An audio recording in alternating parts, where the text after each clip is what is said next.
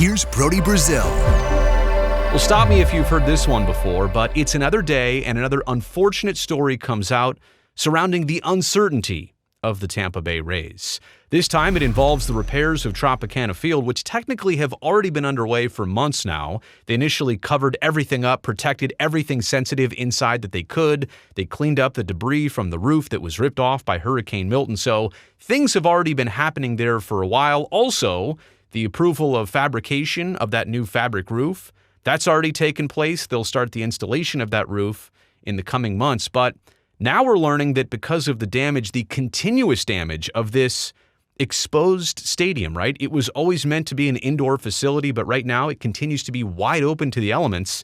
Because of all that, costs are expected to rise to get this facility back to Major League Baseball playing standards, according to the Tampa Bay Business Journal. I'll link to their article below, but here's kind of the takeaway sentence.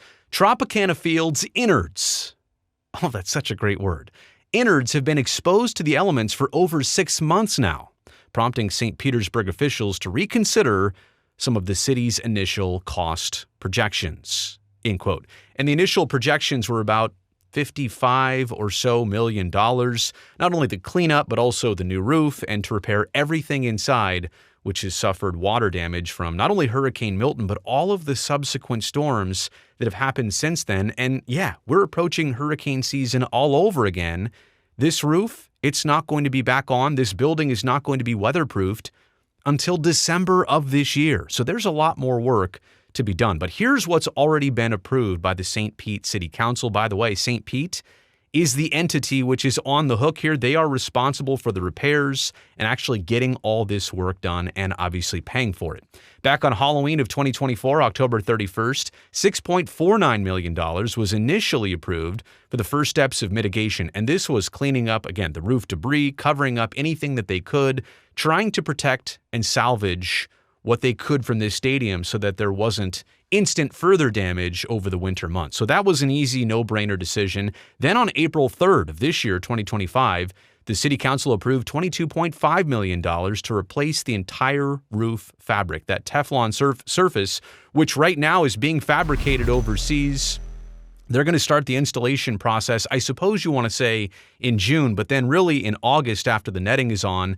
They're hoping to complete this by December of 2025, which, yeah, is still a lot of months away, and that's still a lot of water damage and storms that are going to pass through. I mean, this stadium right now is like a Home Depot bucket.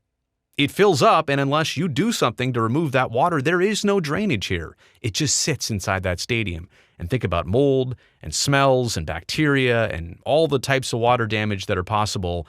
It's not a pretty situation. And so that's why the City Council of St. Pete, they're getting together on June 5th to go over 3 specific items that need attention and how they're going to handle this matter. Number one, they're going to vote on increasing the contract price to remediate damage. Basically, it's because of all the water that's still going to come in the stadium over the coming months. They didn't really estimate the daily work necessary to pump all that water out to continuously protect this indoor stadium, which now sits outside. They're understanding that the cost of that is going to go up. They're also going to vote on maybe accepting a new proposal for metal panel repair. This was some damage they weren't aware of on the inside and outside of the stadium. So that's going to cost more than $1 million in addition. And then also expanding architectural and engineering arrangements, basically working with the contractors who are already on site. They're going to need potentially more work from them. So voting on these 3 items means basically this. No, not $30 million in additional costs. I don't want to expand this or blow it out of proportion, but all this still is going to cost an additional $3 million if approved. And guess what? We haven't even started the actual work yet. It's a little bit concerning that these costs could start doubling or inflating or running away as the work actually gets done and as we see how much work actually needs to take place.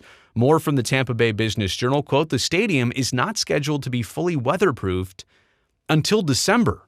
So additional remediation and protection services are required, including daily maintenance, like extracting standing water after rain, installation of ceiling tiles to separate air-conditioned and non-air-conditioned spaces, and cleaning, sealing, and covering lower-level seats. I mean, you think about the job of protecting this stadium This giant, 30, 40,000 seat stadium, day after night after day after night, from everything it's been exposed to in the elements or having to go through and repair things. We've all speculated that the initial estimates of repair and cost were probably lower than they'll actually be. A lot of people thought it would be in the $100 million range. When the city came out and said $55 million, it kind of seemed like a bargain. Well, guess what? Now we're at the point where it's probably not going to be $55 million. It's definitely not. But how much more than that will it actually be? There's other fixes also needed to this stadium, according to this report by the Business Journal. A new audio-visual system because the prior one was damaged. Again, it's not meant to be exposed to the outdoors. Imagine taking, if you have a television, a flat screen, a big screen television, one that hangs on your wall.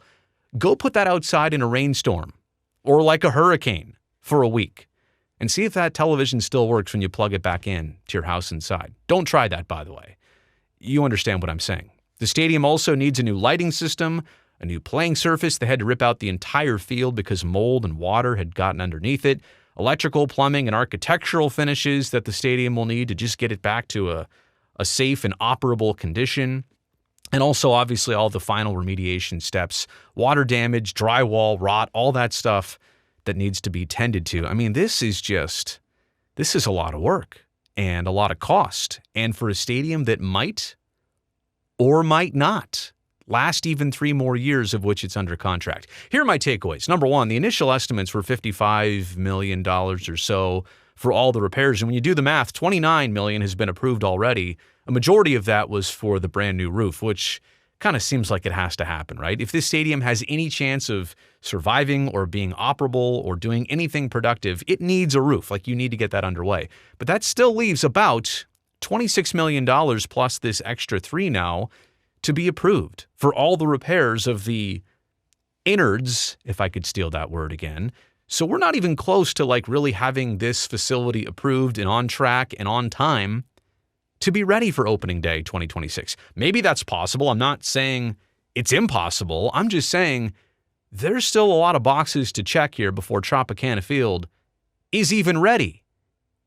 And that's also going with the thought and theme that the Rays haven't fully committed to Tropicana Field. They've said that's our intention. We expect to play baseball there, but there's been no official announcement by the team that this will be their home for 2026 or 7 or 8 or beyond. There have been no assurances from the Rays that they're actually committing to Tropicana Field. They've said they want to go back and play there, but how much should the city spend without an ironclad promise? Yeah, they've got the contract, and I suppose that's what they're leaning on.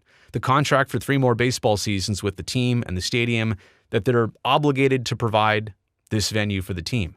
But what assurances does the city have? And that's kind of why they've, I think, and not to mention budget too, that's why they've taken this multi-step approach of repairing Tropicana Field. Why approve it all at once when you can do it step by step?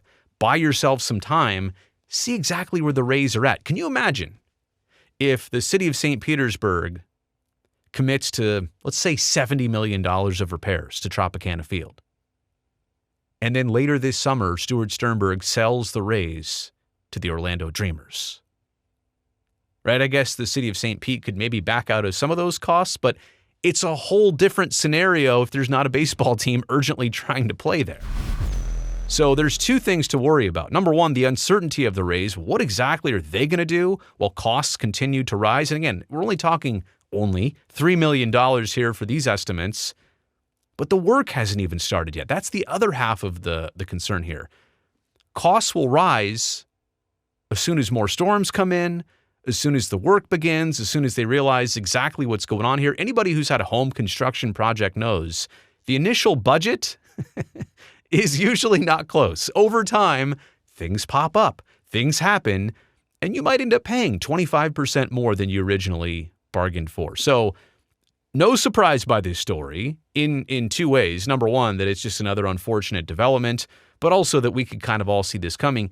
It offers no certainty, no clarity. It just continues on the trend of the unknown for this baseball team and what's going to happen to that stadium. Will they ever play at Tropicana Field again?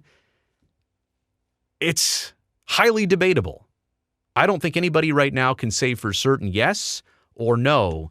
It is such a huge question mark. All right, that's the end of this video. Let me know what you think in the comment section below. Also, thumbs up while you're down there.